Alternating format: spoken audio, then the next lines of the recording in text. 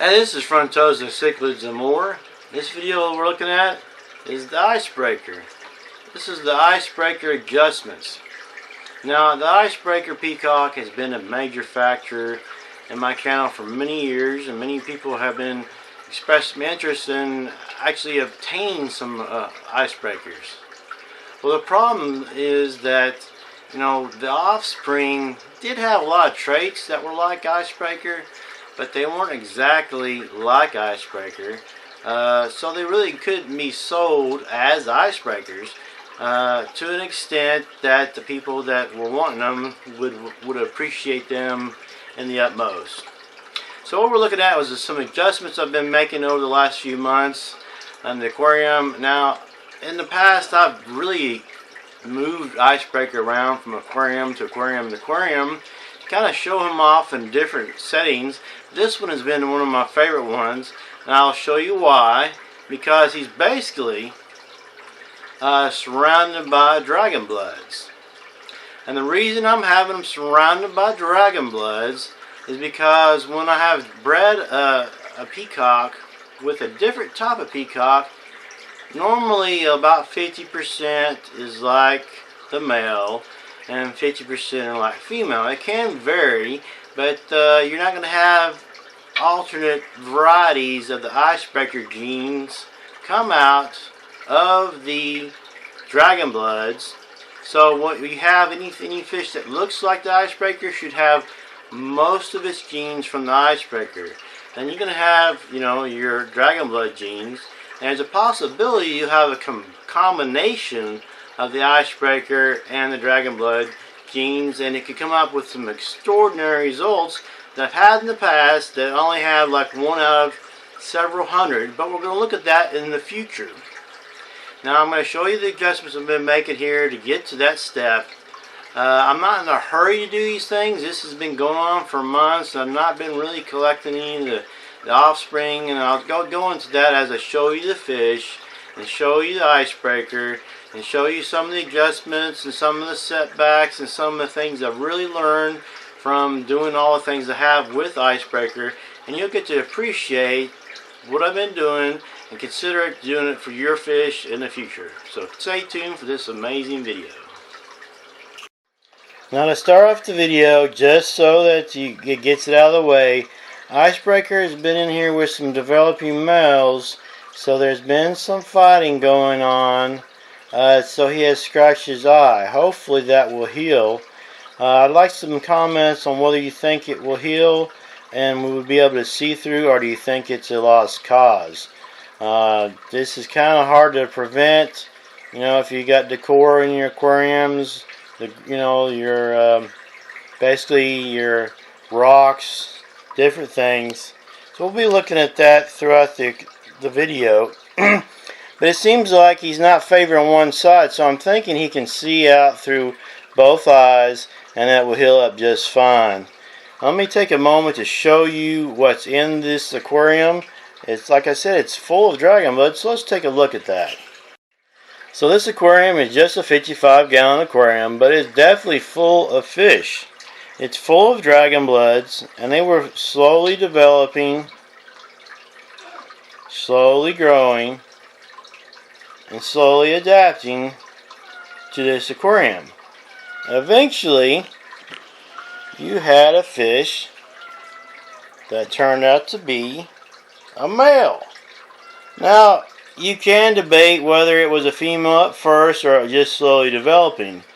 A lot of times, their males get to be full size before they actually show their male characteristics.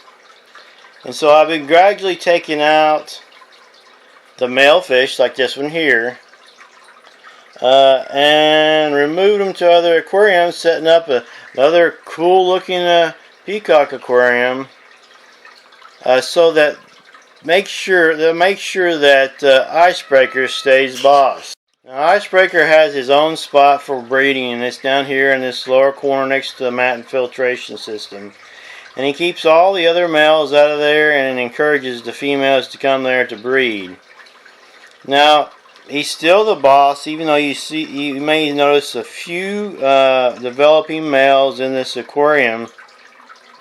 he is still boss. And occasionally he does get some roughed up fins, and you see what's happened to his eye. But he stayed boss, and that allows him to be the main breeder with all the fish. But I want to take out any developing males and move them out, because I don't want an accidental breeding with the dragon blood fish thinking that they actually bred with Icebreaker. Now, most likely when you have a dominant peacock, they do most of the breeding, but occasionally a sneaky male that's also in the aquarium could breed with a female, and you might get some fish or babies that you really do not desire at this time. So that's why I'm taking out all the males. Here in the center of the screen, there's actually a developing male. Very little male characteristic colors, but it is definitely a male.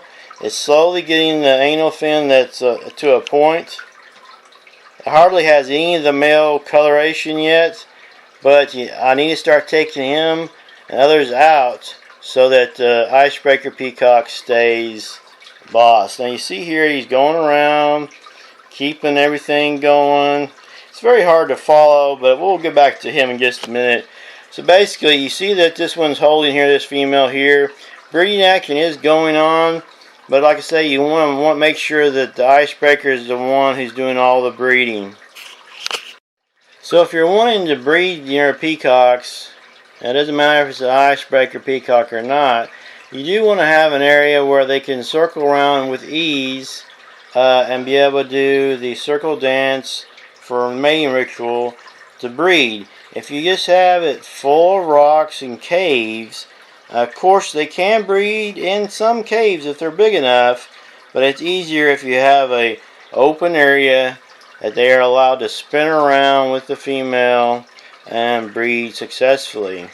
Also, it's easier for them to chase out the other males and keep from getting injured if there's open space instead of having them breed inside of caves.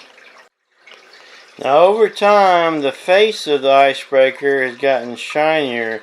If you see here on the face, it's actually a shinier blue, which you can get some better shots here as he swims around than in the future. His coloration has changed from aquarium to aquarium and different setups and what females he's with and how many males. All these things can affect the coloration of a fish, and you should consider that when you have your main male alpha peacock, what you should do to get the best coloration for your fish, for any videos or just for your own enjoyment. Now you see where he's staying, there's a little bit of debris that's been stirred up there. It's a good spot for your waste collection. That's because there's low flow there. The Icebreaker peacock specifically likes the low flow to be able to have successful sperm transferation to the female in a low flow. And plus there's an opportunity where he can keep the males out of the area, but the low flow is where he's picked out to do most of his breeding. The higher flow is to the right of the aquarium, even though over here you see there's a plenty of open spot, which this male, since he doesn't get the best spot, is trying to pick up some breeding action over here on this side. So in the next few days I'll be taking him out and some of the other ones that are developing into males, so there won't be any competition with Icebreaker. If you're wanting to have the biggest broods and the most breeding going on, you probably will have to do a lot more feeding than usual, which also can result in more filter maintenance and water changes. So the amount of food, the type of food can really affect your breeding, but as long as there's not any ill effects to how much you're feeding, 2 or 3 times during the day really sets them into the prime of being able to have large broods so they can grow the biggest. The bigger females will have bigger broods. That's just kind of common sense, but people don't think about that. They think maybe the babies will be smaller if it's a smaller female. Normally you'll have more fish out of a bigger female than you would a smaller female. So you want to get your females growing to the biggest, fullest size as possible. So you may have to do more water changes and more feedings. Now these guys, the peacocks, definitely are your waste, disposal units. They definitely put out the waste. Now they might not even been fed in 24 hours. These guys haven't been fed in 24 hours, but yet, they are putting out the waste like crazy. So filtration is key, as well as water changes, the type of food you use, because some food clouds the water more than others. See what you just have to do some adjustments, experiments with your food to see what you like. I do recommend using a sinking pellet. Now my viewers have been requesting some updates on Icebreaker and how things are going, and I appreciate them asking. I'm glad I was able to do that. And then for the new viewers who have never seen Icebreaker, no matter if you don't like this fish or do like this fish, you gave a little bit of information that you may or may not have, some ideas, some suggestions that you may or may not consider. But getting ideas from other people is the best way to grow your hobby. I've really enjoyed learning from other people's videos and just talking to people in person. Actually, sometimes your fish store knows some information, sometimes not. Sometimes going to a fish store and meeting people that are looking at fish, you can just strike up a conversation and learn about some fish that you didn't know about just by saying a few words to those in the fish store.